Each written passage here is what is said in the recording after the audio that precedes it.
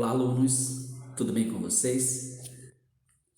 Deixa eu me apresentar. Eu sou o professor Denilson e eu vou trabalhar com vocês a disciplina de filosofia, uma disciplina que meus alunos me dizem que gostam muito, que é uma disciplina que exige muita participação dos alunos e alunos que gostam de participar realmente participam, fazem as interações com o professor. Isso é muito importante, isso é próprio da filosofia. E é uma alegria, é uma honra, é uma satisfação estar com vocês. Espero que vocês estejam bem, estejam cuidando dos seus familiares, se cuidando também. E essa aula é a nossa primeira aula do ano letivo. E peço a vocês muito empenho, muita dedicação, muita coragem, entusiasmo, mas peço acima de tudo, como uma pessoa cristã, uma pessoa que tem uma religião, que tem um Deus, tenho fé. Tenho fé em Deus, tenho esperança. Você sabe que os tempos não são fáceis, exige cada vez mais de nós aproximação com Deus, intimidade com Deus, uma vida de oração. E porque se a gente tem Deus na nossa vida, a gente tem fé, esperança. Com a graça de Deus, nós vamos conseguir superar todas as dificuldades que possam vir. Por isso eu peço de vocês, em primeiro lugar, Deus. Deus, tenham fé em Deus, tenham coragem, que com certeza nós vamos superar todas as dificuldades, tá? E peço também de vocês,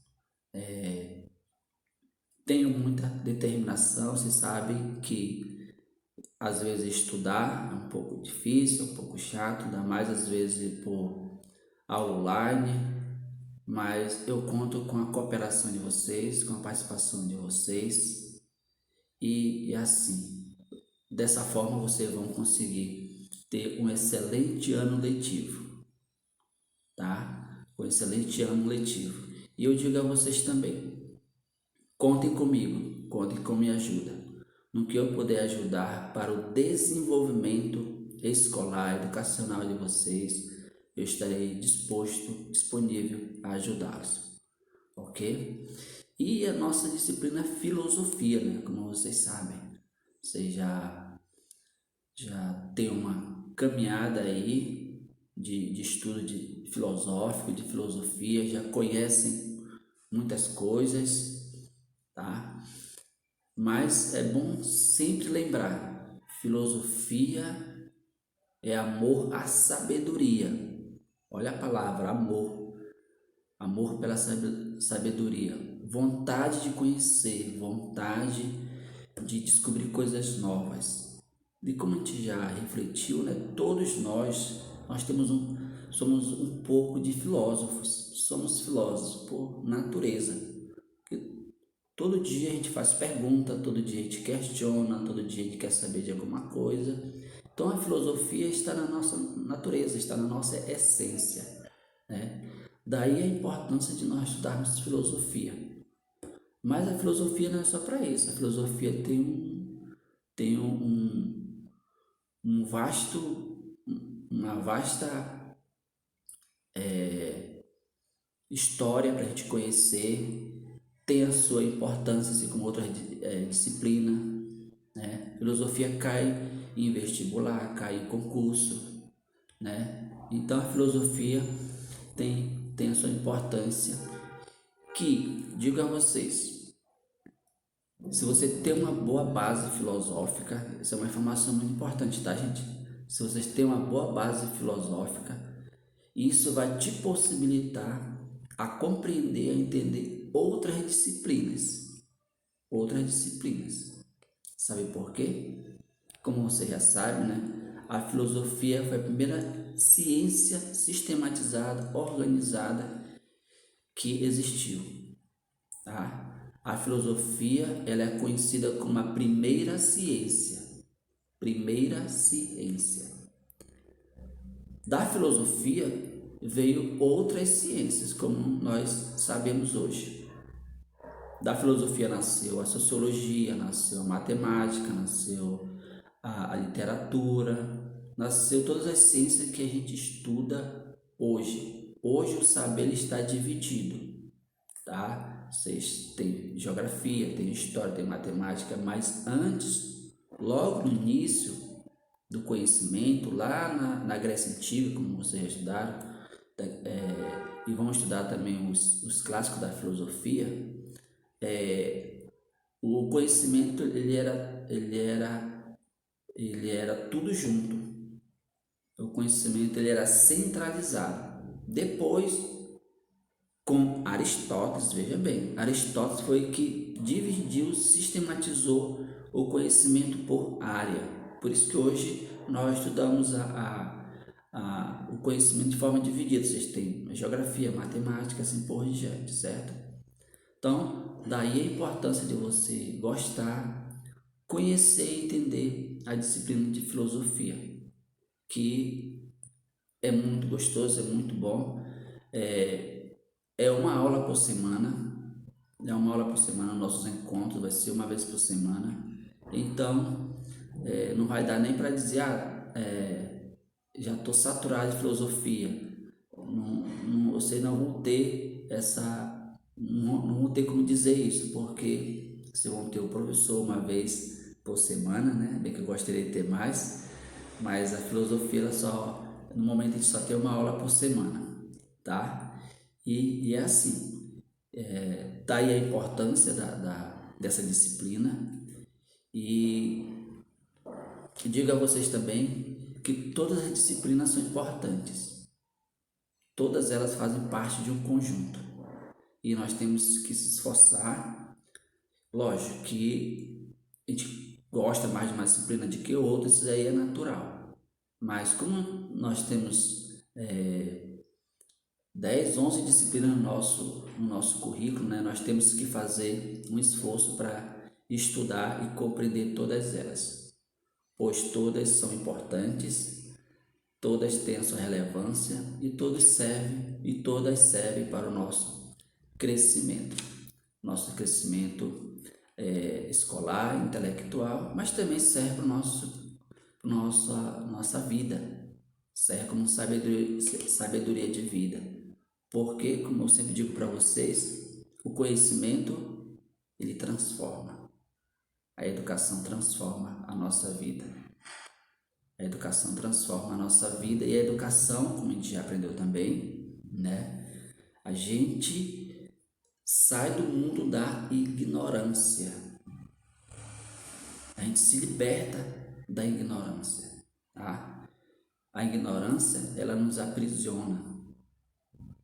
A educação nos liberta, tá? Nos liberta. Então, e a educação, ela transforma a vida das pessoas. Eu gosto sempre de lembrar de uma frase que diz o seguinte: a educação transforma o ser humano e o ser humano transforma o mundo. Será que o nosso mundo está precisando de transformações? Com certeza sim, né? E essas transformações, ela vai se dar, sobretudo, pela educação de qualidade, tá? E assim, com certeza, cada um fazendo sua parte, nós vamos ter um mundo melhor, uma sociedade melhor, porque a educação nos possibilita isso, tá?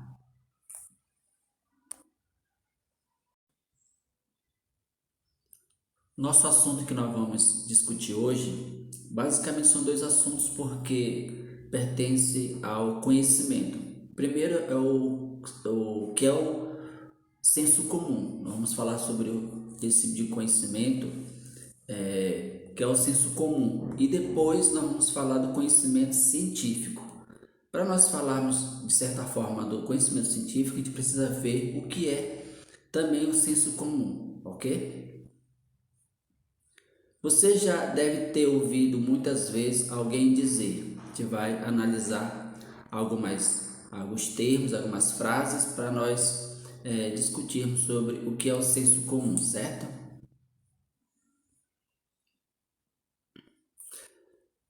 Diz-me com quem andas, que eu te direi quem és. Mais vale um pássaro na mão do que dois voando. As aparências enganam. Nem tudo que reluz é ouro. Cada cabeça sua sentença.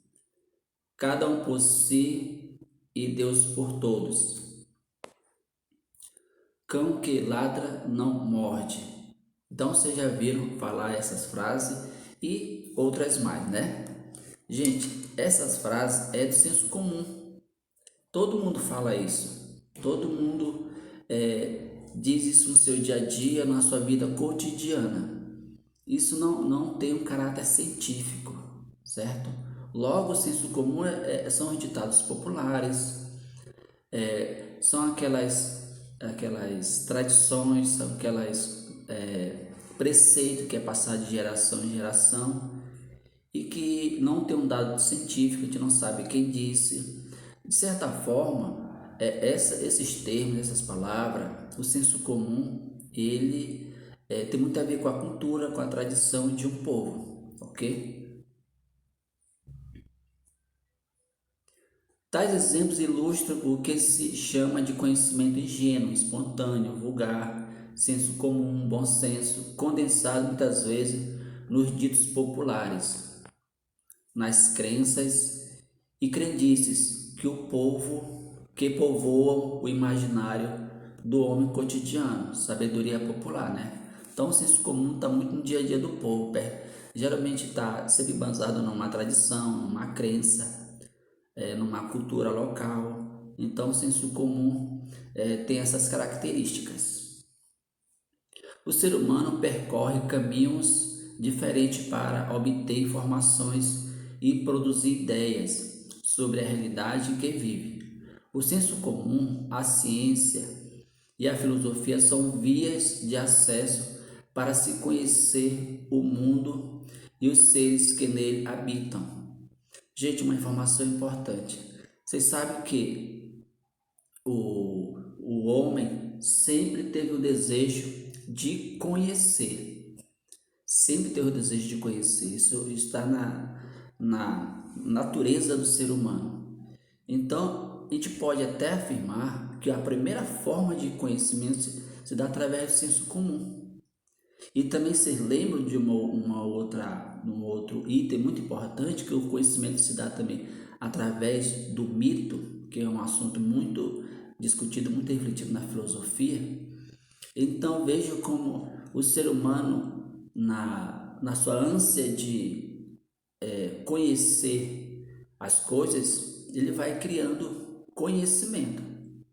E o senso comum, eu digo para vocês, é uma forma de conhecimento também, porque passa pela visão de um povo, pela crença, pela cultura, pela tradição, tá? A gente não pode negar essa forma de conhecimento porque faz parte da nossa vida, faz parte da nossa cultura, do nosso cotidiano, certo? Mas aí tem outra forma de conhecimento que nos é mais importante do ponto de vista acadêmico, é o conhecimento científico. E aqui nós vamos refletir o que é o conhecimento científico e as fases do conhecimento científico. Você sabe que o conhecimento científico ele tem um método, tem um caminho e que a gente vai refletir sobre, conhecer e refletir sobre essas fases do método científico, ok? Primeiramente tem a observação. Quase, quase todas as investigações científicas começam por uma observação que desperta a curiosidade ou suscita uma questão, um problema, tá? O que é o problema? Outra característica do conhecimento científico. Após uma observação para a qual não se encontra explicação imediata, surge um problema e é reformulada por uma pergunta, né? Outra característica, a hipótese do método científico. Sugestão de possível resposta à questão levantada. A pessoa levanta um problema, aí a pessoa vai atrás da resposta, que vão ser as hipóteses, ok? Prosseguindo, só para a gente relembrar esse conteúdo, né? Depois vem a experiência. É planificada de modo a testar uma hipótese. Vejam que o conhecimento científico tem toda uma fase, toda uma análise, sobretudo do ponto de vista racional. Tudo tem que ser testado. Etapas da planificação da experiência, de definição de objetivos, definição da variável, escolha de materiais, desenho e procedimentos. Depois tem a dimensão da amostra. Quanto maior for o número de dados disponíveis como ponto de partida para a pesquisa, mais válida será a generalização. Depois tem a experiência. A experiência tem de ser controlada, as variáveis têm que ser todas controladas, de modo a que apenas uma esteja aberta a estudo. Turma, vocês estão acompanhando aí o processo que se deu e está se dando também para a descoberta da vacina contra o coronavírus, né? Então vocês perceberam que teve todo um estudo, todo um levantamento de pesquisa, vários cientistas envolvidos e testes e tudo mais. Não é fácil, tá? Exige muita determinação, muito apoio financeiro, técnico, científico para poder um estudo científico se dar de fato. Então, vocês perceberam que os cientistas aí para encontrar vacinas tiveram que trabalhar muito e do ponto de vista da ciência, a gente pode até dizer que a vacina, que agora eles já confirmaram uma vacina, já chegaram a essa conclusão de que uma vacina é de fato eficaz. Nesse âmbito, até foi muito rápido, porque às vezes para descobrir uma vacina contra uma doença leva-se anos, e dessa vez, graças a Deus, até que os cientistas foram bastante ágeis para poder descobrir uma vacina que de fato fosse combater esse vírus que está aí perturbando a vida do mundo todo, né? Análise dos resultados, outra característica. Durante uma experiência são reunidos todos os dados todos os dados de modo a juntar indícios que podem ajudar a sustentar ou a rejeitar a hipótese. Então, os dados vão comprovar se realmente aquela hipótese é relevante, é eficaz ou não. A análise dos resultados tem como objetivo final provar ou negar a hipótese. Ao fazê-lo responder à pergunta original. Conclusão, tá? Então, vocês perceberam que teve o início, o meio e o fim. A etapa em que, perante a análise dos resultados, se aceita ou rejeita a hipótese. Então, chega à conclusão. E aí, o conhecimento, ele é válido ou não é? Se a hipótese for aceita, deve ser feita a sua divulgação à comunidade científica. Se a hipótese for rejeitada, deve-se proceder à formulação de nova hipótese e assim por diante. Tá? Então, percebo que o caminho científico passa por várias fases, várias dimensões de pesquisa, vários procedimentos, certo? Então, vocês sabem que não é muito fácil, porque você sabe que envolve muito a questão da ética, a questão da ética. Então, é um procedimento que vai determinar a, a cura ou não de uma doença. Por isso que o método científico, as fases do método científico tem que ser muito bem elaborada, levado com muita seriedade, porque a gente está se tratando de conhecimento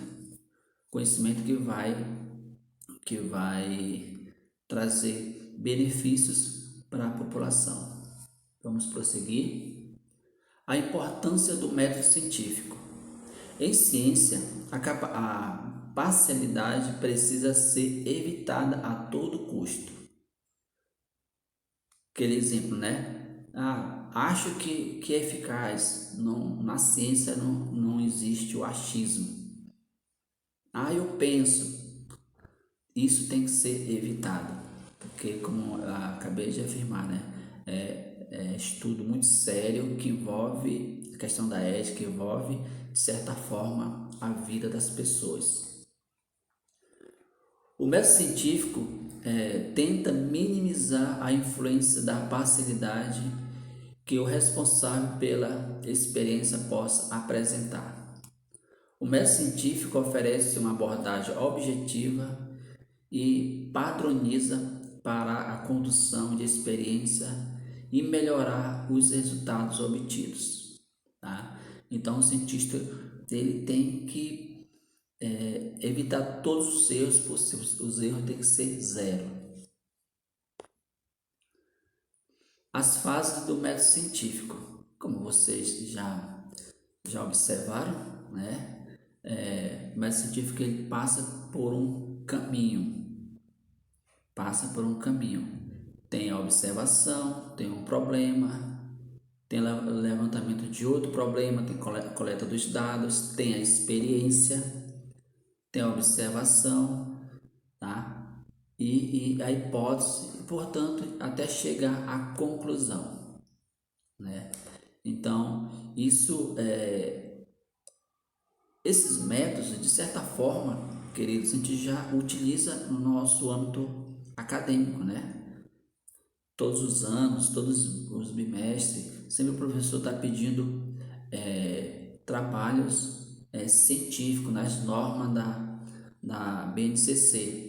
Então, isso de certa forma, a gente já lida com essas fases, com o conhecimento científico, com o método científico, né, para poder chegar a um conhecimento, para que aquele conhecimento, aquela pesquisa, aquilo que a gente está pesquisando, lendo, desenvolvendo, seja de fato válido, né?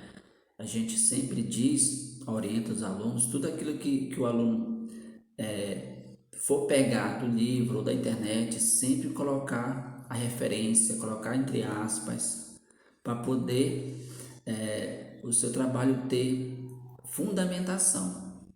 Toda a pesquisa, todo o trabalho que a gente desenvolve, que a gente faz, trabalho científico tem que ter a sua fundamentação. Sempre o conhecimento científico ele tem que estar fundamentado em uma teoria.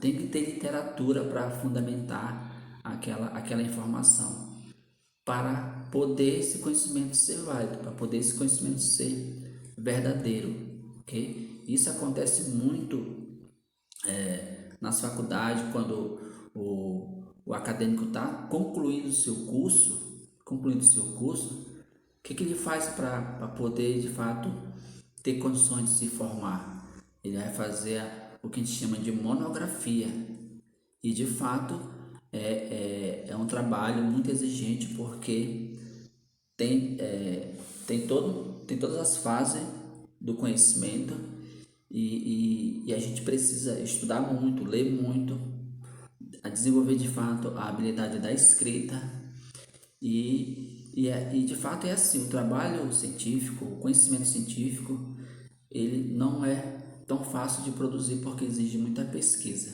exige muitos critérios, é muito criterioso, ok? E já finalizando a nossa aula, falando também um pouco do senso comum para a gente fechar essa ideia, esses dois tipos de conhecimento, a gente conclui e diz que o senso comum é aquele conhecimento que não é acrítico, aquele conhecimento vogado, cotidiano, aquele conhecimento que não tem caráter científico, não tem a fundamentação científica. Ele se sustenta na crença, nas tradições de um povo, na cultura de um povo, até mesmo no hábito de um povo.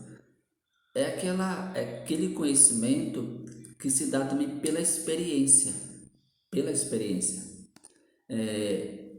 Na nossa cultura, a gente costuma tomar muito chá, né? Chá de laranja, para dor no estômago e outros mais. A gente sabe que, de certa forma, pela experiência que se tem, que o chá de laranja, de qualquer outra coisa, serve para algumas dores, mas a gente não sabe comprovar.